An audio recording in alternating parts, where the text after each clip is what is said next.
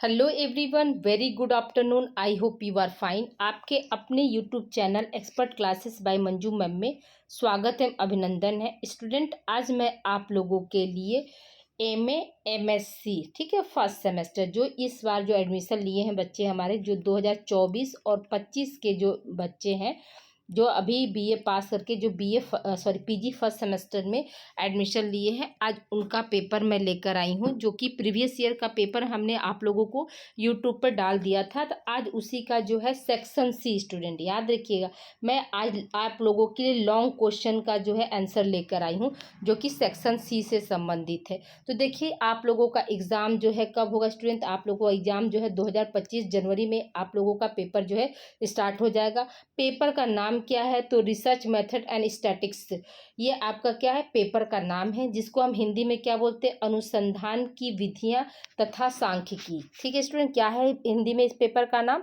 अनुसंधान की विधियां तथा सांख्यिकी, ये आप लोगों का हिंदी में पेपर का नाम है। देखिए स्टूडेंट, ये आप लोगों का जो है 4 क्वेश्चन था, उसमें ये चारों क्वेश्चन हमने एक जगह आप लोगों को दे दिया। जैसे गृह विज्ञान में सांख्यिकी की आवश्यकता की विवेचना कीजिए, ठीक है, पहला क्वेश्चन था।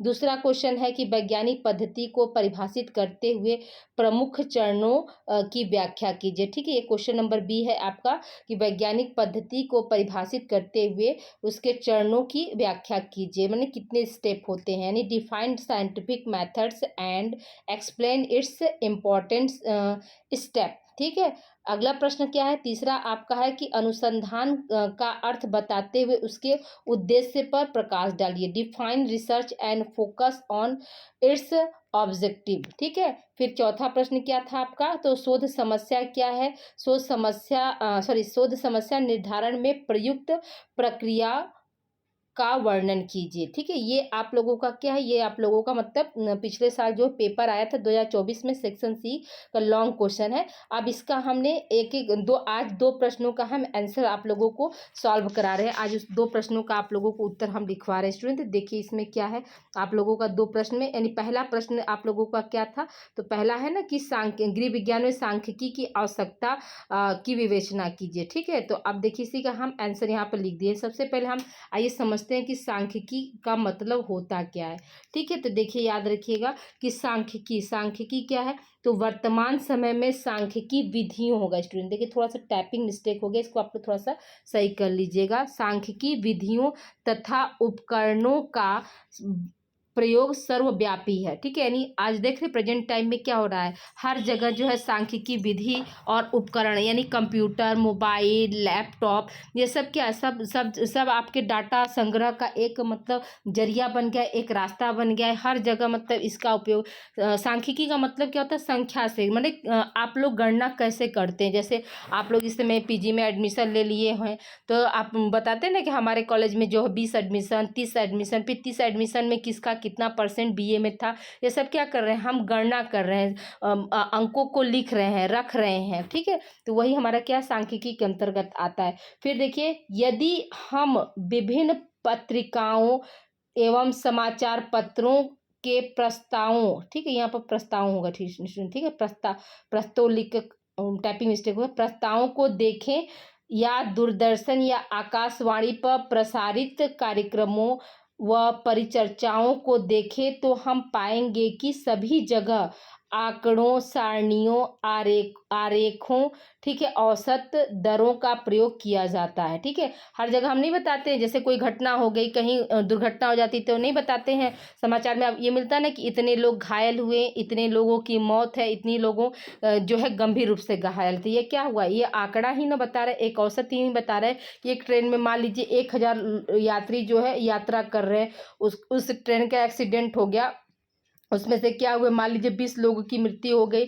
अब क्या हुआ, आपके जो है 980 लोग बचे हुए, तो 980 लोगों का जो आंकड़ा निकालता है, तो उसमें से बता देता है कि 500 लोग जो है घायल हैं और 480 लोग जो है गंभीर रूप से घायल। तो ये क्या हुआ? ये हम बताए ना, आंकड़ा वो दिए ना, कितने इतने मतलब हैं। ठीक है, तो ये इसी को हम क्या बोलते हैं? सांख्यिकी के माध्यम से हम जो है जानते हैं। तो आइए देखिए, आगे हम देखते हैं सांख्यिकी आंकड़ों के संकलन, प्रस्तुतिकरण व विश्लेषण का एक वैज्ञानिक पद्धति है। ठीक है, सांख्यिकी क्या है, स्टैटिक्स आपका क्या है, तो आंकड़ों के संकलन, ठीक है, उसको हम कैसे प्रस्तुत कर रहे हैं, किसी के सामने कैसे प्रेजेंट कर रहे हैं वो, और विश्लेषण हम एनालिसिस कैसे कर रहे हैं, इसकी क्या है, एक वैज्ञानिक पद्धति है या विधि है। सांख्यिकी शब्द का प्रयोग दो अर्थों में किया जाता है। प्रथम अर्थ में सांख्यिकी से हमारा अभिप्राय आंकड़ों के विश्लेषण की वैज्ञानिक पद्धतियां या कृतियों से है। ठीक है, और फिर क्या है, द्वितीय अर्थ में सांख्यिकी शब्द का प्रयोग आंकड़ों के समूह के लिए किया जाता है। इस अर्थ में हम रोजगार, ठीक है, इस अर्थ में हम रोजगार, राष्ट्रीय आय, स्वास्थ्य से संबंधित आंकड़ों को रोजगार सांख्यिकी, राष्ट्रीय आय और स्वास्थ्य सांख्यिकी कहते हैं। ठीक है, यानी जिस फील्ड से हम मतलब कोई आंकड़ा ले रहे हैं, जैसे रोजगार, यानी इस समय क्या बेरोजगारी एकदम चरम सीमा पे, रोजगार तो मिल रहे हैं तो उसका जो है तो उसको हम रोजगार सांख्यिकी कहेंगे। अगर राष्ट्रीय आय से हम ले रहे हैं यानी नेशनल इनकम क्या हुआ तो उसको हम नेशनल इनकम सांख्यिकी कहेंगे। ठीक है, स्वास्थ्य से अगर हेल्थ से संबंधित हो गया तो हेल्थ रिलेटेड सांख्यिकी हम कहते हैं। तो आई होप यहाँ तक समझ में आ गया होगा कि सांख्यिकी क्या है। देखिए स्टूडेंट, हमने आप लोगों को ये मेथड ऑफ राइटिंग भी बताया, इससे ज़्यादा आप लोगों को कुछ नहीं लिखना है। लिखने का तरीका यही होता है, सबसे पहले हम क्या है सांख्यिकी बताएंगे, ठीक है, फिर सांख्यिकी की परिभाषा देंगे, तब परिभाषा देने के बाद तब हम गृह विज्ञान में सांख्यिकी का क्या महत्व होता है वो हम बताएंगे। ठीक है, तो आप लोगों को हम मेथड्स ऑफ राइटिंग भी बताते जा रहे थे, इसको आप जिस तरह से हमने लिखा उसी तरह से आप लोगों को एग्जाम में लिखना होगा। देखिए अब सांख्यिकी की परिभाषा क्या है, तो यंग के अनुसार सांख्यिकी क्या है, तो सांख्यिकी विधियां, ठीक है, सांख्यिकी विधियां वे हैं जिनको अनेक कारणों से प्रभावित होने वाले संख्यानात्मक तथ्यों की व्याख्या करने के लिए विशेष रूप से अपनाया जाता है। ठीक है, सांख्यिकी क्या है, सांख्यिकी एक विधि है जिसमें क्या होता है, अनेक कारणों से प्रभावित होने वाले संख्यानात्मक तथ्यों की व्याख्या करने के लिए विशेष रूप से अपनाया जाता है। जैसे अभी हमने आपको बताया, एक आंकड़ा जैसे दे दिया कि मतलब इतने लोग, या मान लीजिए अभी आप जैसे नरेंद्र मोदी जी आए थे 2 दिन पहले, अभी 20 अक्टूबर को, तो उन्होंने क्या किया, यहाँ पर शंकर नेत्रालय का उद्घाटन किया। तो अब वहाँ पर हम बता सकते हैं ना कि नरेंद्र मोदी जी के साथ साथ इतने लोग यहाँ पे थे, ठीक है, इतने जनता लोगों को मतलब निःशुल्क सेवा दिया गया। तो ये सब क्या है, सब हमने एक मतलब दिया ना कि उन किन कारणों से आँख से संबंधित जितने भी पेशेंट थे उनको बुलाया गया और उनका क्या किया गया, निःशुल्क सेवा दी गई। तो ये सब कुछ क्या हम सांख्यिकी के अंतर्गत ही हम बता रहे हैं, अब बाकायदे क्या कर रहे हैं उसकी व्याख्या करते हुए बता रहे हैं। ठीक है, अब देखिए हम बात करते हैं गृह विज्ञान में सांख्यिकी के महत्व की। तो गृह विज्ञान में क्या सांख्यिकी का महत्व है, तो देखिए यहाँ पर ज्ञान की प्रत्येक शाखा में, चाहे राजनीतिक शास्त्र हो, शिक्षा शास्त्र हो, चाहे मनोविज्ञान हो, चाहे सामाजिक विज्ञान हो, या वाणिज्य सांख्यिकी अध्ययन को महत्वपूर्ण स्थान प्राप्त है। ठीक है, या वाणिज्य सांख्यिकी अध्ययन को क्या किया गया, महत्वपूर्ण स्थान प्राप्त है। मानव जीवन का कोई भी पहलू इससे अछूता नहीं है, इसलिए सांख्यिकी मानव जीवन का एक अभिन्न अंग बन गई है। इसके महत्व पर प्रकाश डालते हुए सीक्रेट्स कहते हैं। ठीक है, एक सीक्रेट्स कौन है, ये विद्वान है, उनका कहना क्या है, मतलब सांख्यिकी के महत्व में उन्होंने क्या कहा, तो ये देखिए सांख्यिकी के महत्व में उन्होंने बताया कि सांख्यिकी जो है मतलब व्यापार, सामाजिक नीतियों तथा, ठीक है, राज्य से संबंधित शायद ही कोई समस्या हो जिसको समझने के लिए समंकों की आवश्यकता नहीं पड़ती हो। सांख्यिकी का ज्ञान, ठीक है, सांख्यिकी का ज्ञान किसी विदेशी भाषा या बीज गणित के ज्ञान के समान होती है, जो किसी समय किसी भी परिस्थिति में उपयोगी हो सकती है। ठीक है, यही क्या है, यही उनके अनुसार जो था सांख्यिकी की परिभाषा थी स्टूडेंट। ठीक है, आप लोग वीडियो को पॉज करके जैसे यहाँ पर है इतना आप लिखें, रुके, फिर उसके बाद क्या करेंगे, फिर यहाँ पर आकर रुक जाएंगे और यहाँ तक पूरा इसको डिफाइन कर लेंगे, लिख लेंगे। अब देखिए हम बात कर रहे हैं आगे कि आर्थिक विश्लेषण में सांख्यिकी को विशेष महत्वपूर्ण स्थान प्राप्त है। ठीक है, यानी आर्थिक विश्लेषण यानी इकोनॉमिक की यहाँ बात की जा रही है, तो उसमें क्या है, अर्थव्यवस्था में जो है सांख्यिकी का जो है विशेष महत्वपूर्ण स्थान प्राप्त है। फिर क्या है, देखिए, आर्थिक समस्याओं के अध्ययन तथा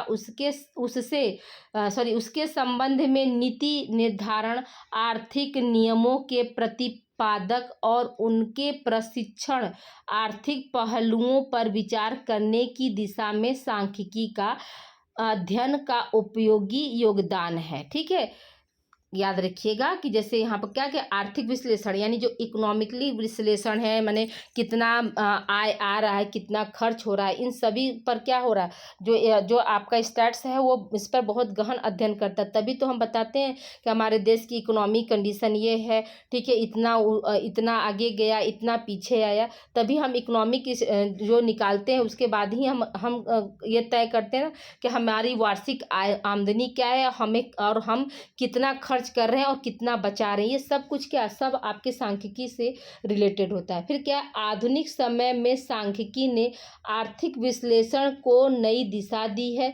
गृह विज्ञान में सांख्यिकी के महत्व को निम्न प्रकार से हम समझ सकते हैं, या गृह विज्ञान में सांख्यिकी के महत्व जो है निम्न प्रकार के हैं। पहला क्या है स्टूडेंट, तो देखिए, पहला है आपका आर्थिक सिद्धांतों का प्रतिपादन तथा प्रशिक्षण।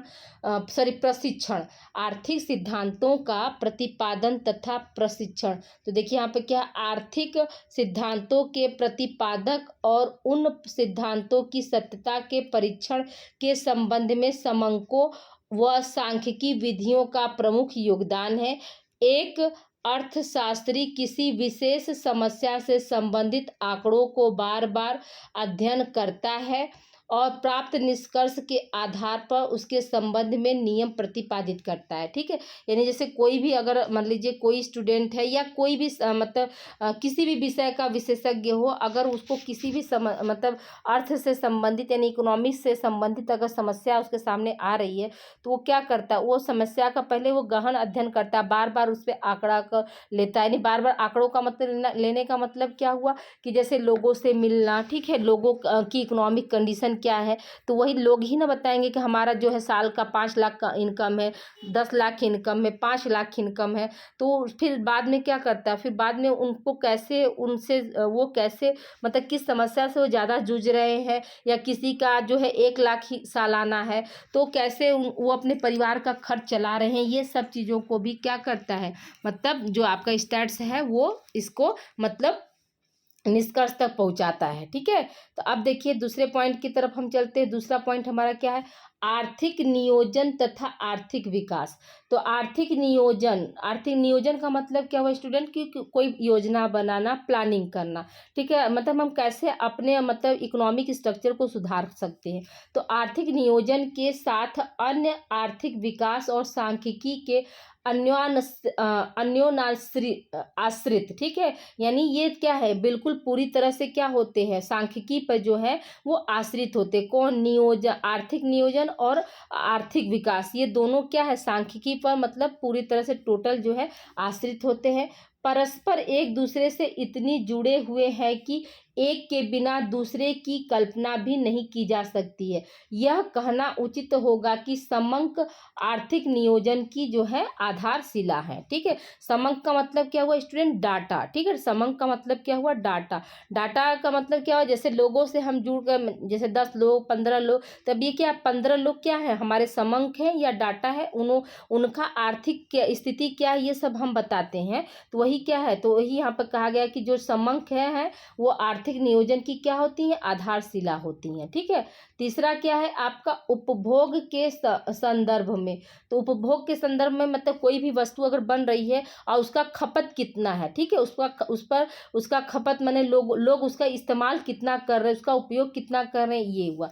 तो देखिए यहाँ पे क्या, उपभोग से संबंधित समंक पर प्रकाश डालते हैं कि उपभोग की जाने वाली वस्तुओं का स्वरूप क्या है, यानी कैसी वस्तुएं जो हम उपयोग में कर रहे हैं। उपभोग नीति जो भारत जैसे विश्वास नहीं होगा यहाँ पर, विकासशील देशों के आर्थिक विकास के लिए आवश्यक है, उपभोग से संबंधित आंकड़ों के आधार पर बनाई जाती है। ठीक है, बनाई जाती है और और फिर क्या, उपभोग के अनेक नियम हैं, जैसे एंजल का नियम, ठीक है, एंजल का नियम, मांग का नियम, मांग का की लोच, उपयोगिता, हास्य नियम आदि समंक पर आधारित है, ठीक है। यानी जो उपयोग होता है, उस उपभोग होता है, वो क्या है, उस पे कुछ नियम होते हैं, यानी कौन सी वस्तु कैसी है, ठीक है, उसका जो है मतलब हमारे देश में कितना खपत है, उसमें कितने लागत लगी, कितने चीज़ों से वो बनाया गया, तो इसके लिए एंजल का नियम, मांग का नियम, ठीक है, मांग की लोच, उपयोगिता, हास्य का नियम, ये सब हम क्या है उसमें हम पढ़ते हैं। फिर अगला क्या है आपका, उत्पादक की दृष्टि में, ठीक, उत्पादक यानी जो पैदावार, कितना हमको पैदावार करना है, कैसे करना है इसकी। तो देखिए, उत्पादन के क्षेत्र में सांख्यिकी का बहुत अधिक महत्व है। कोई भी उत्पादक किसी वस्तु के उत्पादन को प्रारंभ करने से पूर्व उसे क्या होता है, वस्तु की मांग, लोगों की रुचि, बाजार में उपलब्ध स्थानापन्न वस्तुएं, प्रतियोगिता, उत्पादन के साधनों की उपलब्धता आदि, ठीक है, उनकी कीमतें आदि, ठीक है, ये सब क्या, ये सब उसमें थे। यहाँ पर कहने का मतलब क्या है कि जैसे अगर कोई भी वस्तु बन रहा है, जैसे मान लीजिए मैं ही वीडियो बना रही हूँ, तो आप यूट्यूब पर इसका कितना मांग है, कितने लोग देखना पसंद करेंगे, कितने लोग देखना नहीं पसंद करेंगे, ये आप लोगों के लिए, कितने लोगों के लिए यह उपयोगी है, कितने लोगों के लिए यह उपयोगी नहीं है, ये सब हम देखेंगे। कितने लोगों को जो है इस वीडियो में रुचि है, कितने लोगों को वीडियो में रुचि नहीं है, फिर इसका मार्केट वैल्यू क्या है, यानी हम अगर यह वीडियो जो है मेरा अगर वायरल हो गया तो कितना डॉलर मुझे मिलेगा, ये सब चीज़ें क्या होती है, कितना कंपटीशन है। यानी मान लीजिए मेरे अतिरिक्त और भी चैनल वाले, हो सकता है ये फर्स्ट पेपर का वीडियो आप लोगों को, सॉरी वीडियो नहीं, आप लोगों को ये क्लास दे रहे हो, तो ये क्या हुआ, एक तरह से प्रतियोगिता हुआ ना, कि मतलब मैं कितना उनसे ज़्यादा बेस्ट करूँ कि जो बच्चे हैं वो अच्छे से यहाँ पढ़ पाए। तो ये सब चीज़ क्या है, सब चीज़ आपका जैसे उत्पादक, यानी हम किसी चीज़ का उपज कर रहे हैं, पैदावार कर रहे हैं, तो मतलब मार्केट में उसकी मांग क्या है, ठीक है, मार्केट में मांग क्या है, उसमें लोगों की रुचि कितनी है, ठीक है, बाजार में वह सामान कहाँ तक उपलब्ध है, कहाँ पर नहीं उपलब्ध है, उसको हम अगर एक स्थान से दूसरे स्थान तक पर अगर भेजना चाहें तो हम कैसे भेज सकते हैं, उसके लिए क्या क्या साधन है, हमारे पास क्या क्या साधन नहीं है, इन सब चीज़ का जो है ब्यौरा जो है हम लेते हैं, ठीक है। फिर क्या है देखिए, फिर है कि संबंध में सर्वेक्षण करता है, यानी सर्वेक्षण का मतलब कि खोजना, और उसके आधार पर निर्णय लेता है कि उसे उस वस्तु का उत्पादन करना चाहिए या नहीं। उचित आंकड़ों के अभाव में यदि वह सांख्यिकी का सहन, ठीक है, वह सांख्यिकी का सहनता, एक मिनट, यहाँ पे यहाँ सहन एक यहाँ पे होगा, ठीक है, सहन ले तो कठिनाई पड़ सकता है, ठीक है। अगर मान लीजिए वह जो है मतलब उसको जैसे ये पैदावार मतलब उसको बढ़ाना है कि नहीं बढ़ाना है, और सांख्यिकी को मतलब कितना वो सहन कर सकता है, कितना मतलब देख सकता है, अपनी इकोनॉमिक को कितना वो सुधार सकता है, तो ये अगर है तब उसमें क्या हो जाएगा, अगर वो सांख्यिकी यानी स्टैट्स को, अगर आंकड़ा को वो देख लिया, ऊपर नीचे जो भी उछाल आ रहा है, जैसे शेयर मार्केटिंग होती है ना, अप्स एंड डाउन होती रहती हैं, कभी शेयर जो होता है बहुत अधिक चला जाता है, कभी शेयर जो होता है कम में होता है, तो क्या होता है, हम वहाँ पर सांख्यिकी को जो है स्टैट्स को हम यहाँ पर सहन करते हैं ना, तो हमको क्या हो सकती है, कठिनाई बढ़ सकती है। अगर हम उसमें हैबिचुअल हो गए, उसमें हम कौन कौन से प्रोडक्ट लाएं जिससे कि मार्केट में उसकी वैल्यू बढ़ती रहे, तो हमें किसी भी तरह की कठिनाई का जो है सामना नहीं करना पड़ेगा। फिर क्या है आपका पारिवारिक बजट बनाने में सांख्यिकी का महत्व। पहला क्या है, सर्वप्रथम सभी स्रोतों से प्राप्त होने वाली आय का अनुमान करना चाहिए, यानी जो है हमारे घर अगर जो भी इनकम आ रहा है तो कहाँ कहाँ से आ रहा है इसका अनुमान लगाना। दूसरा क्या है, घर की आवश्यकताओं की सूची बना लेना, यानी कौन कौन सी चीज़ों की आवश्यकता हमें ज़्यादा है और कौन कौन सी चीज़ों की आवश्यकता जो है हमें कम है, तो इसकी सूची बना लें। फिर क्या है, सर्वप्रथम प्रमुख आवश्यकताएं रखनी चाहिए, यानी जो हमारी बेसिक नीड है, सबसे ज़्यादा जरूरी है, उसको पहले रखना चाहिए। फिर क्या है, आराम की आवश्यकता को रखना चाहिए, यानी जो थोड़ा बहुत बाद में भी हो सकता है उसको रखना चाहिए।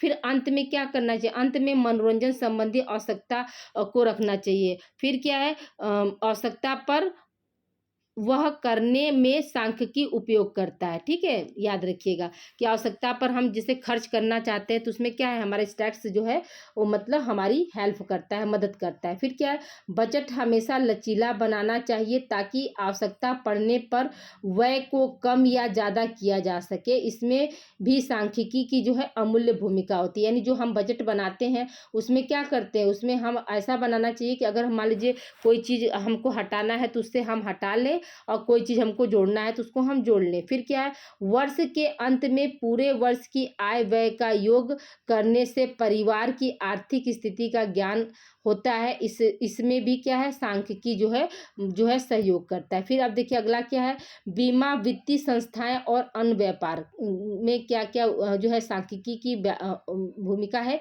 इसके बारे में हम देखते हैं। ठीक है, तो अब अगले अगले हम चलते हैं अगले पॉइंट की ओर स्टूडेंट। अगला पॉइंट हमारा क्या है, तो देखिए बीमा संबंधित था, तो यहाँ पे क्या है, बीमा, ठीक है, कॉमा रहेगा, व्यवसाय तथा अन्य वित्तीय संस्थानों विशेष रूप से बैंकों की संपूर्ण कार्य प्रणाली जो है सांख्यिकी विधियों पर आधारित है। सांख्यिकी विधियों के द्वारा ही बीमा कंपनियां प्रीमियम दरें, ठीक है, विभिन्न आयु वर्गों की स्वास्थ्य संबंधित जानकारी तथा इसी प्रकार की अन्य सूचनाएं प्राप्त करती हैं, और क्या है, उनके संबंध में अपनी नीति निर्धारण करती हैं। बैंकों का तो पूरा व्यवसाय समंक पर आधारित रहता है। ठीक है, जैसे कहने का मतलब क्या है कि जितनी भी बीमा होती है, तो जैसे देखते हैं आप, मतलब बच्चे के जन्म से भी एक LIC चल रहा है, शादी के बाद LIC चलता है, तो ये क्या हुआ, सबको अलग हेल्थ LIC हो गया। ठीक है, तो सब कुछ क्या है, सब आपका अलग अलग चलता रहता है ना, तो इसमें भी क्या सांख्यिकी जो है महत्वपूर्ण भूमिका निभाती है। और बैंकों में क्या, बैंकों का तो पूरा काम ही क्या है, आपका सांख्यिकी पर जो है आधारित होता है। जैसे इसमें कितने पैसे जमा हुए, कितने पैसे निकाले गए, साल में किसी का अगर कोई डिपॉजिट हो रहा है तो कितना डिपॉजिट हो रहा है, कितने साल में वो पूरा होगा, ये सब कुछ क्या, सब कुछ आपका सांख्यिकी पर ही होता है। फिर क्या है, विभिन्न जमाकर्ताओं द्वारा विभिन्न समस्या पर निकासी के संबंध में आंकड़ों के ही आधार पर यह निर्णय कर पाता है कि निष्क्रिय नगद, ठीक है, नगद से कितना रखना चाहिए, और इतना ही नहीं, स्टॉक तथा शेयर, दलाल, सट्टेबाज, विनियोजक आदि सभी के लिए सांख्यिकी बहुत ही उपयोगी सिद्ध होती है। तो ये देखिए यहाँ तक आप लोगों का क्या था, ये पहला क्वेश्चन का आंसर था स्टूडेंट। ठीक है, तो आप लोग वीडियो रोक रोक के आप लोग इसको अभी से राइट डाउन कर लीजिए, और ताकि आप लोग को याद करने में जो है सुविधा हो जाएगी स्टूडेंट। ठीक है, और जिस तरह से हमने लिखा है उसी तरह से आप लोगों को जो है क्वेश्चन करना है। ठीक है, कोई अंतर मत करिएगा, बिल्कुल आप लोगों को हम सीक्वेंसली आप लोगों को हम दिए हैं। देखिए दूसरा प्रश्न क्या है, वैज्ञानिक पद्धति को परिभाषित करते हुए इसके प्रमुख चरणों की व्याख्या कीजिए। यानी जो है हमारा साइंटिफिक मेथड है क्या है, ठीक है, उसको समझना है और उसके क्या चरण भी बताना है। कहीं कहीं आपको क्या हो सकता है, इसी प्रश्न में विशेषता भी पूछ सकता है। तो हम देखिए आप लोगों को वैज्ञानिक पद्धति पहले क्या है उसको हम बता रहे हैं, फिर विशेषता, फिर उसके चरण क्या होते हैं। तो हमने तीनों को क्या किया, एक ही जगह जो है मर्ज कर दिया है स्टूडेंट। देखिए स्टूडेंट, वीडियो बनाने में बहुत मेहनत लगती है, PDF बनाने, देखिए हम 2 बजे आए हैं, 2 बजे से लेकर 5 बजे तक, यानी 3 घंटा, 2 से 5 आप लोगों का 3 घंटा में सिर्फ आप लोगों का ये मैटर हमने टाइप किया है। ठीक है, और अभी देखिए ले रहे हैं, कोशिश है कि आप लोगों को 9 बजे रात तक ये वीडियो मिल जाए, और आप लोग ज़्यादा से ज़्यादा बच्चों को आप लोग यह वीडियो शेयर करिए, क्योंकि बहुत से बच्चों को अभी इस चैनल के बारे में जानकारी नहीं है। ठीक है, ओके स्टूडेंट, देखिए अब आप लोगों को हम बता रहे हैं कि वैज्ञानिक पद्धति क्या है। तो वैज्ञानिक पद्धति समझने से पहले हम विज्ञान को समझते हैं कि विज्ञान का मतलब क्या होता है, विज्ञान का अर्थ क्या होता है। ठीक है, तो आइए देखिए विज्ञान का अर्थ क्या है। ठीक है, जैसे हम लिख रहे हैं स्टूडेंट, बिल्कुल आपको वैसे ही लिखना है। विज्ञान ज्ञान का एक क्रमबद्ध अध्ययन है जो कारण तथा परिणाम के मध्य पारस्परिक संबंध स्थापित करता है।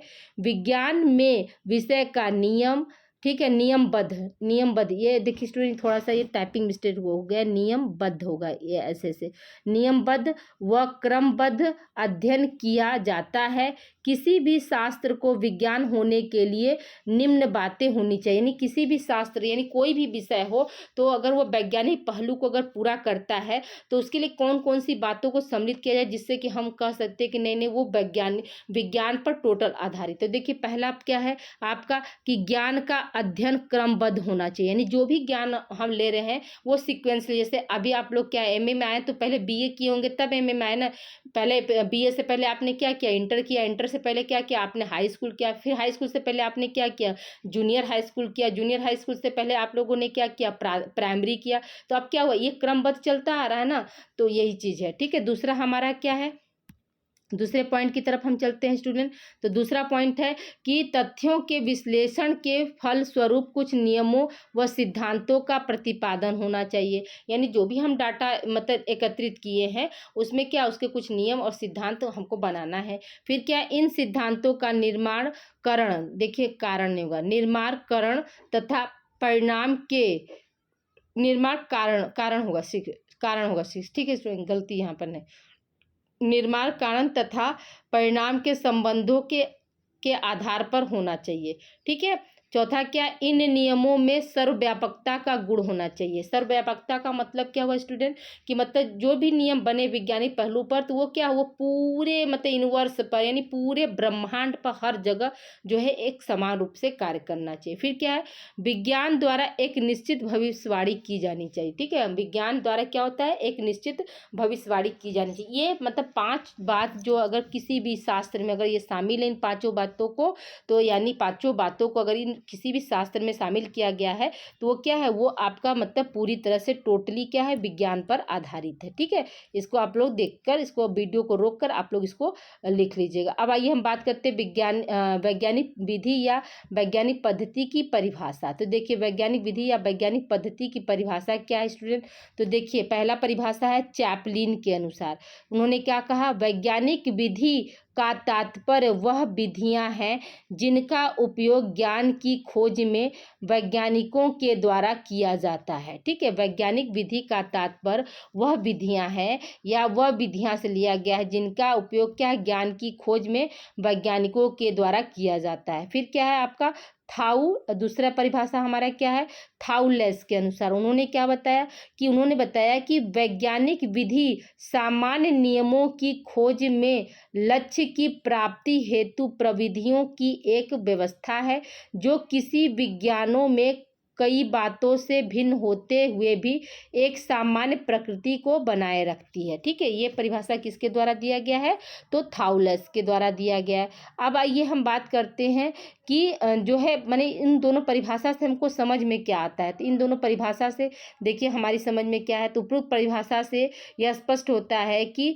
यह प्रविधियों की वह अवस्था है जिसमें किसी अध्ययन समस्या का निष्पक्ष, ठीक है, व्यवस्थित या नियंत्रित करके प्राप्त आंकड़ों का वर्गीकरण हुआ विश्लेषण करके उपकल्पनाओं की जांच या सत्यापन द्वारा समस्या का समाधान ही क्या है, वैज्ञानिक पद्धति है। ठीक है, तो यहाँ पर क्या मतलब निकला कि परिभाषा मतलब ये दे रहा है कि अगर कोई भी मतलब समस्या हो गई तो उसका हम निष्पक्ष यानी बिना पक्षपात किए उस समस्या का निवारण करेंगे, व्यवस्थित ढंग से करेंगे, उसमें मतलब उसको कंट्रोल में नियंत्रण में लेकर करेंगे। यही हमारा क्या होता है, यही हमारा जो है वैज्ञानिक पद्धति होता है। अब आइए बात करते हैं हम वैज्ञानिक पद्धति की विशेषताओं का। तो पहला विशेषता क्या है स्टूडेंट, देखिए यहाँ पर आप ऐसे हेडिंग डाल सकते हैं कि वैज्ञानिक पद्धति की विशेषताएं, फिर एक लाइन आप ऐसे जोड़ लीजिएगा कि वैज्ञानिक पद्धति की निम्न विशेषताएं हैं। तो पहला क्या है आपका वैज्ञानिक अनुसंधान अभिकल्प। अभिकल्प का मतलब क्या होता है, डिजाइन। ठीक है, तो देखिए वैज्ञानिक अनुसंधान अभिकल्प वह प्रक्रिया है जिससे किसी समस्या समाधान के लिए निर्णयों को क्रियान्वित किया जाता है। ठीक है, वैज्ञानिक अनुसंधान अभिकल्प क्या है, वह प्रक्रिया है जिससे किसी समस्या, अगर कोई समस्या हो गई तो उसका हम समाधान कैसे कर सकते हैं, कौन सा निर्णय लेंगे कि जिससे उस समस्या का समाधान हो जाए, उसी को क्या करता है, वो क्रियान्वित करता है यानी करने के लिए कहता है। यही क्या है आपका वैज्ञानिक अनुसंधान अभिकल्प होता है। फिर क्या, पुनरावृत्ति। पुनरावृत्ति का मतलब क्या होता है, बार बार दोहराना। तो देखिए यहाँ पे क्या वैज्ञानिक पद्धति में, देखिए यहाँ पे क्या है कि वैज्ञानिक पद्धति में पुनरावृत्ति का अर्थ है कि अनुसंधानकर्ता या अध्ययनकर्ता अपने अध्ययन को बार बार दोहराता है या परिणाम प्राप्त की सत्यता को प्रमाणित करता है। वैज्ञानिक विधि द्वारा जो भी अध्ययन किए जाते हैं वह इतने शुद्ध और प्रमाणित होते हैं, उनकी पुनरावृत्ति कभी भी और कहीं भी की जा सकती है। यही क्या है, यही आपकी मतलब वैज्ञानिक पद्धति की जो है विशेषता है। ठीक है, यानी जैसे मान लीजिए अभी क्या हो रहा है, हमने ये कहीं से कंटेंट लिया, ठीक है, तो इसको हम दे रहे हैं ना, फिर क्या हुआ, दूसरे लोग भी इसी कंटेंट को लेंगे, फिर क्या हुआ, मुझे कभी फिर से मन किया कि नहीं मुझे जो है वैज्ञानिक पद्धति पर फिर से कुछ लिखना है, तो मैं फिर से दोबारा की यानी क्या कर रही हूँ, मैं बार बार मतलब उस चीज़ को ले रही हूँ। यानी अब आप लोगों को देने के लिए आंसर क्या हो, जैसे जैसे नए नए बैच आते जाएंगे और नए नए थोड़े से जो है मतलब कुछ इसमें से कुछ उसमें से जो बार बार हम लेते जाएंगे। अगर इसमें से हमने 2 बार इसी मैटर को लिया तो हुआ ना आपका पुनरावृत्ति। तो यही चीज़ है। ठीक है, पुनरावृत्ति का मतलब क्या होता है, दोहराव या बार बार दोहराना। ठीक है, अब आइए अगले पॉइंट पर हम चलते हैं। अगला पॉइंट क्या है, नियंत्रण। नियंत्रण क्या है, तो वैज्ञानिक विधि की यह प्रमुख विशेषता है कि वैज्ञानिक अनुसंधान में अनुसंधानकर्ता घटना को प्रभावित करने वाले बाधक चरों, सार्थक चरों को नियंत्रित करके अध्ययन करता है। ठीक है, यानी कोई भी शोध करता है तो वो क्या करता है, अगर मान लीजिए कोई समस्या लिया तो उसने क्या किया, उसने पहले घटना पर जाकर देखेगा। ठीक है, और कौन कौन से जो चर हैं उसको प्रभावित कर रहे हैं, कौन कौन से जो चर है उसका मत, जैसे कोई कहीं एक्सीडेंट हो गया और आपको कोई रिपोर्ट लेना है तो आप क्या करेंगे, वहाँ पर जाएंगे तो वहाँ पर देखेंगे कुछ लोग जो है आपको पूरा सही सही रिपोर्ट देंगे कि नहीं इस कारण से ये दुर्घटना हुई। कुछ लोग क्या कहेंगे, नहीं इस पर मत बात करो, छुपाओ इस मैटर को। तो वहाँ पर क्या हुआ, जो आपके मदद किए हैं वो आपके क्या हो गए, सार्थक चर में आ गए, और जो आपको मतलब हर चीज़ छुपाने की कोशिश कर रहे हैं वो क्या हो गए, बाधक तत्व में आ गए। तो उस पर हम कैसे नियंत्रण लेंगे, ये भी चीज़ें जो है आनी चाहिए। ठीक है, चौथा क्या है आपका, निश्चयता। निश्चयता का मतलब कि निश्चित करना। ठीक है, तो वैज्ञानिक विधि से प्राप्त परिणामों में अस्पष्टता, अनिश्चितता नहीं होनी चाहिए। वैज्ञानिक विधि हर विज्ञान के लिए अलग अलग ना होकर सभी विज्ञानों के लिए एक सी होती है। इस विधि में अनिश्चितता का, अस्पष्टता या संदेह उत्पन्न करने वाले तत्वों का कोई स्थान नहीं होता है, बल्कि इनके स्थान पर वैज्ञानिक विधि में निश्चित का गुण पाया जाता है। यानी कोई मतलब जो भी हम समस्या ले रहे हैं और समस्या का चुनाव करके अगर उसमें हम मतलब मंजिल तक जाना चाहते हैं तो उसमें क्या, उसमें मतलब अनिश्चितता नहीं होनी चाहिए, अस्पष्ट। जैसे अभी आप लोग क्या है एमए में एडमिशन ले लिए, तो एमए में एडमिशन लेने के बाद आप लोगों ने क्या सोचा कि आप लोगों को जो है नंबरिंग जो है आप लोगों का कितना होना चाहिए, कितना परसेंट आना चाहिए। जैसे आपने टारगेट लिया कि नहीं हमारा एमए में जो है एमए में हम जो इतना मेहनत करेंगे कि 75% रहे या इससे ऊपर है। तो अब ये क्या हुआ, ये आपका जो है टारगेट हो गया। ठीक है, तो आपने ये निश्चित कर लिया कि हमको 75% लाना है, उसमें कोई मतलब इफ बट नहीं है, उसमें कोई वो नहीं। अब आप इसके लिए क्या करेंगे, आप किताब लेंगे, ठीक है, कुछ वीडियोस देखेंगे। आप जैसे मेरे चैनल्स जो थे, मेरे चैनल का भी सारा वीडियो देखेंगे, किताब लेंगे, तो सारे कंटेंट क्या किए आपने एक जगह। अब ऐसा तो नहीं है ना कि आपके लिए हम कुछ और दे रहे हैं। यूट्यूब पर जैसे वीडियो डाले तो एक समान रूप से सभी के पास उसी रूप में पहुंच रहा है ना। ऐसा तो नहीं है कि आपके पास जो है मेरा वीडियो जो है, यही वीडियो जो है आपके पास 15 मिनट का पहुँचे, किसी और के पास जो है 30 मिनट का पहुँचे, किसी और के पास जो है 45 मिनट का पहुँचे। ऐसा तो नहीं है ना।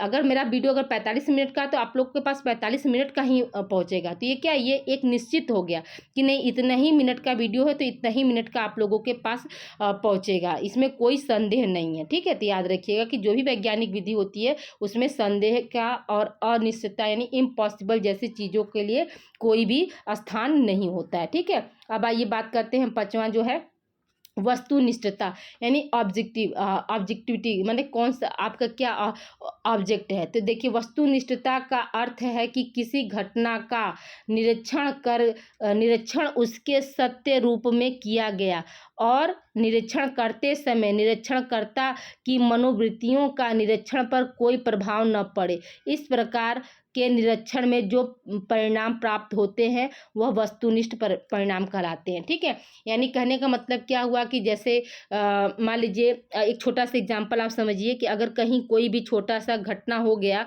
हाँ, और आप गए वहाँ पर घटना पर देखने के लिए, तो जो भी आपकी किसी को मान लीजिए बहुत भयंकर या एक्सीडेंट से बहुत ज़्यादा ब्लड गिर गया, तो अब वहाँ पर क्या है, अगर आप विचलित होकर, ठीक है, विचलित होकर आपकी मनोवृत्तियाँ जो है आप पर अगर हावी हो गई कि नहीं उसका मतलब उसके साथ जो है बुरा हुआ, ठीक है, और किन कारणों से हुआ, उसकी गलती नहीं थी, दूसरे की गलती थी, ये सब क्या, ये सब चीज़ें चलने लगी ना। लेकिन कभी कभी क्या होता है कि जिसका एक्सीडेंट हुआ उसका ही बहुत ज़्यादा गलती रहेगा और सामने वाले की कम गलती रहती है, तो वो दुविधा वाली चीज़ें क्या है आपके दिमाग में चलती रहे। लेकिन आपको क्या, आपको फैक्ट ढूंढना है कि नहीं वास्तव में जो है ये एक्सीडेंट हुआ कैसे, इसमें किसकी गलती ज़्यादा है।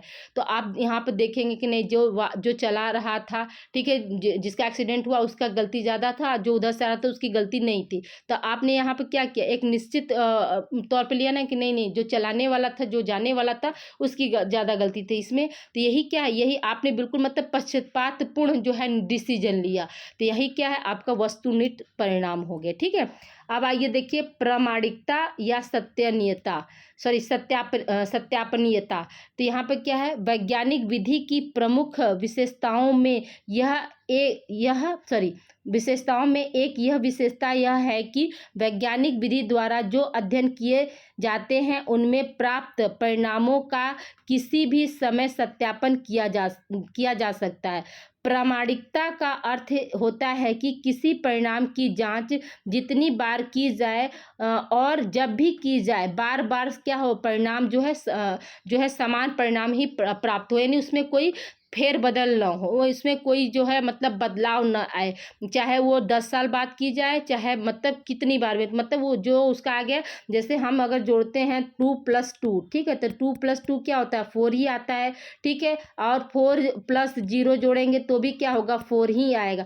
3+1 जोड़ेंगे तो क्या होगा, 4 ही आएगा। अब ऐसा तो नहीं हो रहा ना कि 5 आ रहा है। यही चीज़ है कि चाहे जितनी बार भी आपकी समस्या का मतलब रिसर्च किया जाए, खोजा जाए, तो उसमें कोई जो है आपके अंतर न आए। सामान्यीकरण का मतलब क्या है, तो देखिए कोई भी अध्ययनकर्ता किसी समूह या समाज के सभी व्यक्तियों का अध्ययन नहीं करता है, बल्कि वह उस समाज या समूह के छोटे प्रतिदर्श चुन लेता है और चुने हुए प्रतिदर्श पर वह अपना अध्ययन संपादित करता है, अध्ययन से परिणाम या निष्कर्ष प्राप्त करता है। जैसे मान लीजिए अगर गरीबी को ही देखा जाए, ठीक है, अगर गरीबी देखा जाए तो अब हम वाराणसी ज़िले में देखेंगे तो वाराणसी ज़िले में बहुत सारे गांव होंगे, तो बहुत सारे शहर होंगे, गांव शहर दोनों जगह बेरोजगारी पाई जाएगी।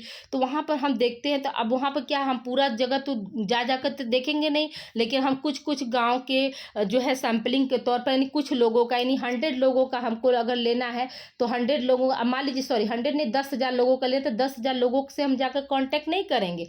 हम क्या करेंगे, 100 सैंपल को उठाएंगे और 100 लोगों से पूछेंगे कि गरीबी स्तर क्यों आई, किन कारणों से आई, ठीक है। जैसे मान लीजिए पहला कारण क्या हुआ, अशिक्षा, तो अशिक्षा भी क्या है, बेरोजगारी को जो बढ़ावा दे रही थी। ये क्या हुआ, एक सामान्य मतलब चाहे वो शहर में हो चाहे वो गांव में हो, तो सबके जगह पर क्या हो रहा है, सामान्य रूप से पाया जा रहा है कि अशिक्षा के कारण क्या है, बेरोजगारी बढ़ रही है। तो वो चीज़ें जो है आपका इसमें सामान्यीकरण के अंतर्गत आता है। ठीक है, अब देखिए व्यवस्थित अध्ययन का मतलब क्या हुआ कि वैज्ञानिक विधि वह विधि है जिसमें अनुसंधान का अध्ययन व्यवस्थित ढंग से करने पर बोल दिया जाता है। ठीक है, वैज्ञानिक विधि की यह प्रमुख विशेषता है कि वैज्ञानिक विधि के प्रमुख सभी चरणों पर अनुसंधान करता व्यवस्थित अध्ययन पर बल देता है। स्टूडेंट बोल नहीं होगा, इस टाइम पर बल होगा। देखिए यहाँ पर गड़बड़ हो गया, यहाँ पर बल होगा, बल टाइप कर लीजिएगा। ठीक है, तो जो व्यवस्थित अध्ययन का मतलब क्या हुआ कि हम सिक्वेंसली चलेंगे, मतलब एक के बाद एक, ऐसा जैसा कि अगर खाना ही हमें बनाना रहता है तो हम क्या करते हैं, पहले साग सब्जी जो भी काटना है, ठीक है, आटा गूंथना, ये सब कुछ क्या करते कर लेते हैं, तब सब्जी छोंकते फिर रोटी बनाते हैं, फिर जो जिसके घर में दाल चावल बने तो दाल चावल भी बनाता है। तो क्या हुआ, एक सीक्वेंस में हम काम करते हैं। ठीक है, अब आइए हम बात करते हैं वैज्ञानिक पद्धति के चरण के बारे में। तो वैज्ञानिक पद्धति के चरण क्या है, तो देखिए वैज्ञानिक पद्धति का लक्ष्य सत्य की खोज करना है, परंतु इस लक्ष्य तक पहुंचने के लिए परंतु इस लक्ष्य तक पहुंचने के लिए पहुंचने के लिए कई स्तरों से गुजरना पड़ता है। वैज्ञानिक अध्ययन में आरंभ से अंत तक अत्यंत सुनिश्चित व व्यवस्थित ढंग से कार्य करना पड़ता है। लुंडबर्ग ने वैज्ञानिक पद्धति के कितने चरण बताए, तो लुंडबर्ग के अनुसार जो वैज्ञानिक पद्धति के क्या 4 चरण हैं। कौन कौन से, तो कार्यशील प्राक कल्पना का निर्माण, दूसरा है अवलोकन तथा तथ्यों का अवलोकन, तीसरा है संस्कृत तथ्यों का वर्गीकरण, संकलित होगा स्टूडेंट, ठीक है, संस्कृत नहीं होगा, यहाँ पर संकलित बना लीजिएगा, ये टाइपिंग थोड़ा सा मिस्टेक हो गया है। संकलित तथ्यों का वर्गीकरण और सामान्यीकरण, ये क्या है, लुंडबर्ग के अनुसार जो है 4 चरण दिए गए हैं। अब आइए देखिए पीवी यंग ने क्या किया, उन्होंने 6 जो है अपने अनुसार जो है मतलब उन्होंने वैज्ञानिक पद्धति के चरण बताए। पहला क्या बताया उन्होंने कि अध्ययन के लिए समस्या का चुनाव करना, दूसरा क्या है कार्यशील प्राक कल्पना का निर्माण, तीसरा क्या है वैज्ञानिक विधियों होगा स्टूडेंट, ठीक है, विधियों की सहायता से समस्या या घटना का अवलोकन व खोज, चौथा क्या संकलित तथ्यों का आलेखन, पांचवा क्या है तथ्यों का विभिन्न वर्गों में वर्गीकरण, छठा है वैज्ञानिक सामान्यीकरण होगा स्टूडेंट, ठीक है, सामान्यीकरण को सम्मिलित किया गया, ठीक है, ये सब क्या, ये बीबी यंग के अनुसार जो है चरण। अब आइए एक एक चरण के बारे में हम बात करते हैं। तो देखिए सबसे पहले क्या समस्या का चुनाव, तो कोई भी शोधकर्ता जो है पहले क्या करेगा, पहले वो समस्या ढूंढेगा। जैसे मान लीजिए किसी को समस्या ढूंढना है कि ये बेरोजगारी क्यों हुई, जनसंख्या में वृद्धि क्यों हो रहा है, तो ये सब क्या, ये सब एक समस्या हुआ, ठीक है। तो पहले उन्होंने क्या किया, समस्या खोजा। देखिए यहाँ पे क्या वैज्ञानिक पद्धति के अंतर्गत सत्य की खोज के लिए सबसे पहले उसे समस्या का चुनाव करते हैं, उस समस्या का चुनाव करते, उस होगा स्टूडेंट, ठीक है, उस समस्या का चुनाव करते हैं जिसकी हमें खोज करनी है। जैसे क्या है गरीबी की समस्या, बेरोजगारी की समस्या, जनसंख्या वृद्धि की समस्या, ठीक है, ये सब क्या, ये समस्या हो गया, ठीक है। दूसरा क्या चरण में होगा, अध्ययन के उद्देश्यों का निर्धारण, ठीक है, अध्ययन का उद्देश्यों का क्या करते हैं, निर्धारण करते हैं, यानी समस्या के चुनाव के बाद क्या करते हैं, अध्ययन के उद्देश्यों का निर्धारण किया जाता है। जैसे बेरोजगारी की समस्या का चुनाव करने के बाद शोधकर्ता क्या करेगा, बेरोजगारी से संबंधित अध्ययनों के उद्देश्य निर्धारित करेगा, यानी जो बेरोजगारी आई तो वह किन कारणों से आई, ठीक है। देखिए अशिक्षा माने अच्छा स्वास्थ्य न होने के कारण, ठीक है, फैमिली बैकग्राउंड अच्छा न होने के कारण, ये सब क्या, सब आपका बेरोजगारी वाला हो गया, ठीक है। फिर क्या है आपका प्राक कल्पना, ठीक है, प्राक कल्पना का निर्माण। प्राक कल्पना का निर्माण का मतलब क्या हुआ स्टूडेंट, कि वैज्ञानिक अध्ययन कोई सरल कार्य नहीं है, इसका संबंध प्रायः जटिल घटनाओं से होता है, इसलिए शोधकर्ता अपने अध्ययन विषय के संबंध से पहले से सामान्य ज्ञान के आधार पर कुछ अनुमान या निष्कर्ष निकालता है या निकाल लेता है। इन्हीं पूर्व अनुमानों को ही प्राक कल्पना या उपकल्पना कहते हैं, ठीक है। यानी पहले क्या करता है, हाइपोथेसिस बनाना। जैसे कि मान लीजिए कोई समस्या हमने ले लिया, तो अब वो समस्या कैसे आई होगी, क्यों आई होगी। जैसे अभी मान लीजिए कोई ऐसा नेता हो, या मान लीजिए कोई एक आम इंसान ही है और उसके जीवन में बहुत सारी समस्याएं आ गई, तो मान लीजिए सबसे पहले उसकी समस्या हम ये देखेंगे कि आखिर मतलब ये समस्या उसके पास आई कैसे।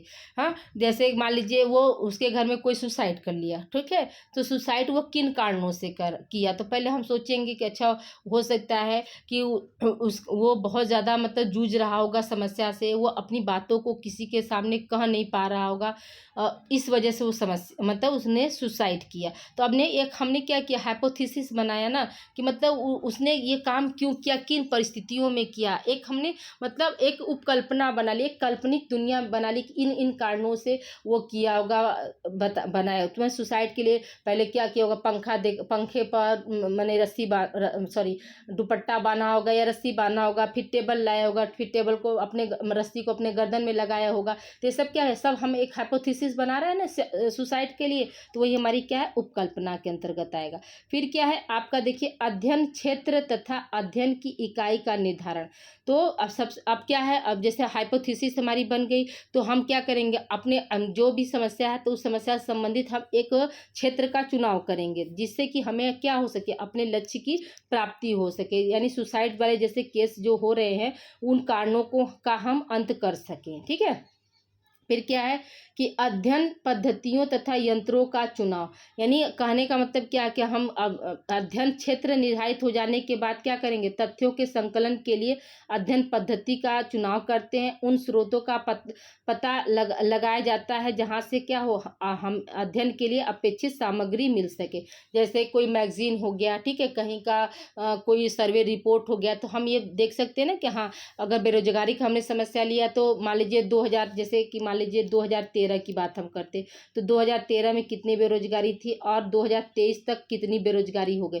तो आप क्या करेंगे, तो ये सब हम सर्वे देखेंगे, न्यूज़पेपर में देखेंगे, कोई आंकड़ा है, गूगल पे है, क्रोम पे है, जितने भी मतलब सर्चिंग वेब ब्राउज़र है, सबका हम यूज कर डालेंगे, ताकि हमको क्या हो सके, हमको अपने बेरोजगारी की समस्या पर जो है आंकड़ा मिल सके, और जिससे क्या हो सके, हम आगे 2025 या 26 या 30 तक हम कितना बेरोजगारी बढ़ सकता है या बेरोजगारी कम हो सकता है, इस पर हम एक मतलब जो है सॉलिड मैटर तैयार कर सकते हैं। ठीक है। तो जैसे अभी क्या है, यूपी का क्या हाल है, यूपी का हम सभी लोग जानते हैं कि बेरोजगारी विस्फोट हो चुका है। ठीक है। और अगर मान लीजिए अगर गवर्नमेंट ने इस पर ध्यान नहीं दिया तो युवा इतने बेरोजगार हो जाएंगे, इतने बेरोजगार हो जाएंगे कि इसकी कोई सीमा नहीं है। ये आप सभी लोग देख रहे हैं कि इस गवर्नमेंट में क्या कोई वैकेंसी नहीं आ रही है, कोई एग्ज़ाम नहीं हो रहा, कोई एग्ज़ाम अगर हो जा रहा है तो पेपर लीक हो जा रहा है, उसको कैंसिल किया जा रहा है। कितने सारे जो है तनाव से ग्रसित हैं स्टूडेंट। उनसे आप पूछिए कि जो जाकर अभी 4-4-5-5 साल से पेपर की तैयारी कर रहे हैं और एग्ज़ाम नहीं, रेंट पर रह रहे हैं, घर वालों से खर्चा मांग रहे हैं, उन पे ऊपर क्या बीत रही है। तो देखिए ये सब चीज़ें क्या, ये सब चीज़ें आपकी समस्या ही है ना। और इन समस्याओं का निदान करने के लिए हम कहाँ कहाँ से तथ्य ले सकते, किन किन पद्धति का उपयोग कर सकते, ये सब कुछ आपके क्या वैज्ञानिक पद्धति के अंतर्गत ही आता है। देखिए स्टूडेंट, आज की वीडियो थोड़ी सी लंबी हो जाएगी। आप देखिए पहला क्लास है तो थोड़ा सा विस्तृत देने में समय लग रहा है। 45 मिनट हो गया, हो सकता है ये 1 घंटे की वीडियो में दो क्वेश्चन आप लोगों के हो जाएंगे। देखिए फिर छठा क्या, अवलोकन तथा तथ्यों का संकलन। फिर क्या, वास्तविक अवलोकन द्वारा तथ्यों का संकलन किसी भी वैज्ञानिक अध्ययन का एक अनिवार्य अंग है।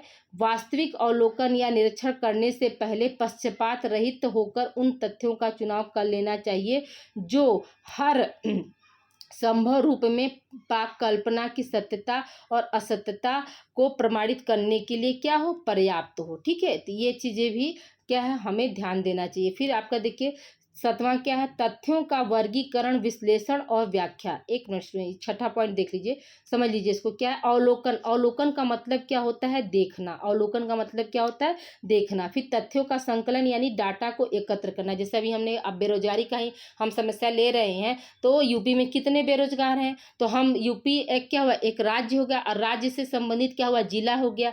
जिले पर भी हम देखेंगे, जिले से संबंधित आपके ब्लॉक हो गए, ब्लॉक से संबंधित आपके गाँव हो गए। तो अब क्या हुआ, गांव में एक गांव में जैसे कितने लोग पढ़े हैं, पढ़ लिख कर भी कितने बेरोजगार हैं। फिर मतलब कई गांव मिलाकर तो एक ब्लॉक काम करेगा ना। तो उसी तरह से ब्लॉक स्तर पर देखेंगे, जिला स्तर पर देखेंगे, तब जाकर राज्य स्तर पर होगा। तो ये क्या हुआ, ये आपकी एक समस्या का हमने देखा, और उसमें क्या हुआ, हमने एक निरीक्षण कर रहे हैं। निरीक्षण भी हमारा क्या होगा, पक्षपात रहित होगा। यानी हम पक्षपात लेकर नहीं कर सकते कि नहीं इन कारण से हो रहा है, उनका उसके लिए ये है, हमको बिल्कुल मतलब पक्षपात रहित, यानी जो फैक्ट है, बेरोजगारी है तो है, इसके लिए गवर्नमेंट दोषी है तो है, हाँ गवर्नमेंट दोषी है तो है। ये नहीं सोचना चाहिए कि नहीं बीजेपी जो है बहुत अच्छा कर रही है, आप इसको मतलब वोट दीजिए। नहीं, अगर हमारे युवा जो है बेरोजगार है तो इसके लिए क्या है, इसके लिए सिर्फ गवर्नमेंट ही दोषी है, क्योंकि वो समय समय पर अगर वैकेंसी निकालती और समय समय पर एग्जाम कराती तो आज इतने युवा जो है बेरोजगार नहीं होते। ठीक है। आप देखिए अगले पॉइंट की तरफ करते हैं, तथ्यों का वर्गीकरण और विश्लेषण तथा व्याख्या। यानी जो भी हम तथ्य लिए, जो भी हम डाटा लिए, जिन जिन लोगों से हमने पूछा, उनको क्या करेंगे, वर्गीकरण करेंगे। मतलब एज वाइज, जैसे मान लीजिए आपके 25 से 30 वर्ष के युवा कितने बेरोजगार हैं, ठीक है। 30 से लेकर 35 वर्ष के युवा जो है कितने बेरोजगार हैं, 35 से लेकर आपके 45 वर्ष के जो है मतलब वयस्क युवा या मध्य अवस्था के युवा जो है कितने बेरोजगार हैं। ये सब हम क्या करेंगे, ये सब हम उसमें देखेंगे कि मतलब उनको हर कैटेगरी वाइज हम उनको बांटेंगे, उनको बताएंगे और जो है कि किन कारणों से हुआ, तो इसके लिए हम कैटेगराइजेशन करते हैं, ठीक है। फिर विश्लेषण करेंगे, व्याख्या करेंगे। तब देखिए यहाँ पर क्या है कि केवल तथ्यों के संकलन का देखिए केवल तथ्यों के संकलन का कर लेने से हम किसी भी वैज्ञानिक निष्कर्ष तक नहीं पहुंच सकते। इसके लिए आवश्यक है कि हम तथ्यों का वर्गीकरण, विश्लेषण और उसकी व्याख्या करें। शोधकर्ता द्वारा किए जाने वाले वर्गीकरण की प्रकृति, उसकी अपनी अंतर्दृष्टि, अनुभव, योग्यता, अध्ययन किया उद्देश्य, तथ्यों को पूर्णता या यथार्थता पर निर्भर करता है, ठीक है। यानी जो रिसर्चर है, अगर कोई जैसे हम ही जैसे समस्या अगर ले लिए बेरोजगारी का, तो अब क्या है, हम देखेंगे ना समाज में कि क्यों हो रहा है, उसका मेरे अंतर्दृष्टि कहाँ तक देख पा रही है, मैं अपने अनुभव पर देखूंगी, मैं अपने योग्यता पर देखूंगी कि अगर ये बेरोजगारी हो रहा है तो क्यों हो रहा है, इस बेरोजगारी को कैसे हम कम कर सकते हैं। ये सब चीज़ क्या है, सब चीज़ हमारा जो है इस तथ्यों के वर्गीकरण और उसमें आएगा, ठीक है। फिर देखिए सामान्यीकरण क्या होता है, तो वैज्ञानिक पद्धति में सामान्यीकरण पर विशेष ध्यान दिया जाता है। वैज्ञानिक पद्धति विज्ञान की सभी शाखा में सामान्य होती है। यानी कहने का मतलब क्या है कि जो वैज्ञानिक विधि होती है वो क्या, वो सभी शाखा में, चाहे वो हिंदी हो, ज्योग्राफी हो, मतलब जितने भी विषय हैं सभी में क्या वो सामान्य ही रहती है। कार्ल पेयरसन ने क्या क्या कहा है, तो कार्ल पेयरसन के अनुसार वैज्ञानिक पद्धति सभी शाखा में एक जैसी होती है। ऐसा नहीं है कि इतिहास में कुछ और, हिंदी में कुछ और, ऐसा नहीं है, ठीक है। सभी विषयों के लिए क्या होता है, जो साइंटिफिक जो मेथड है वो समान होता है। फिर क्या, भविष्यवाणी। वैज्ञानिक पद्धति की सहायता से किसी भी घटना के कार्य कारणों से संबंधों को जाना जा सकता है और यह संबंध स्पष्ट होते हैं, उसे घटना की भविष्य गतिविधि के विषय में संकेत करना सरल हो जाता है। इस प्रकार वैज्ञानिक पद्धति के इस चरण से प्राप्त निष्कर्ष की भविष्यवाणी की जा सकती है, ठीक है। तो ये 9 पॉइंट जो है आपके जो है स्टेप है स्टूडेंट, ठीक है। आई होप यहाँ तक आप लोग को समझ में आ गया होगा सारी चीज़ें। देखिए ये 50 मिनट का आप लोगों का आज की क्लास हो गई, तो आप लोग वीडियो को रोक कर इसको आप लोग कंटिन्यू कर लीजिएगा, ताकि आप लोग बहुत अच्छे से पढ़ेंगे, मैं जानती हूँ। और जो बच्चे मेरे से 3rd ईयर में जुड़े होंगे तो वो जानते होंगे कि मैम जो पेपर लाती हैं, जो क्वेश्चन लाती हैं, वो कितने ज़्यादा जो है आपके एग्जामिनेशन के पॉइंट्स से अवेलेबल होते हैं। ये आप सभी लोग जानते होंगे, इसमें बताने की कोई दो राय नहीं है स्टूडेंट। ओके स्टूडेंट, तो अब हम अगली क्लास में आप लोगों से मिलते हैं। अगली क्लास जो है आप लोगों की तीसरा और चौथा क्वेश्चन भी आप लोगों को सॉल्व करा देंगे। और ये 101% जो है मेरा दावा है स्टूडेंट कि आप लोगों के 2 क्वेश्चन तो इसमें से आप लोगों के आने ही आने हैं, ठीक है। तो इसलिए अच्छे से बिल्कुल गंभीरता से इसको आप लोग लिख लीजिएगा, पढ़ लीजिएगा। Thank you for watching student. देखिए गला सूख रहा है, अब बहुत टाइम हो गया, तो आप लोग बी केयरफुली बस अपने एग्ज़ाम पर तैयारी करिए। बिल्कुल टेंशन नहीं लेना। आप लोग का एग्ज़ाम जो होगा ठंडी में होगा, तो याद रखिएगा सबसे पहले आप लोगों को क्या करना है, सेक्शन सी ही आपको स्टार्ट करना है। सबसे पहले लॉन्ग क्वेश्चन करिएगा, क्योंकि 2 घंटे का आप लोगों को समय मिलेगा, 2 घंटे से ज़्यादा समय नहीं मिलेगा। और 75 नंबर का ये क्वेश्चन होगा आप लोगों का, ठीक है। 75 नंबर है टोटल। ये लॉन्ग क्वेश्चन जो है आप लोगों का 20-20 नंबर का एक रहेगा, ठीक है। एक क्वेश्चन 20 नंबर, यानी टोटल क्या है 40 नंबर का ये लॉन्ग क्वेश्चन रहेगा। ओके, मिलते हैं हम अगली क्लास में। अगर कोई आपको डाउट्स हो तो प्लीज़ आप लोग कमेंट करके क्वेश्चन करिएगा, हम आपको अगले वीडियो में या कमेंट के जरिए आप लोगों को रिप्लाई दे दें। Okay, thank you for watching. मिलते हैं हम अगली क्लास में।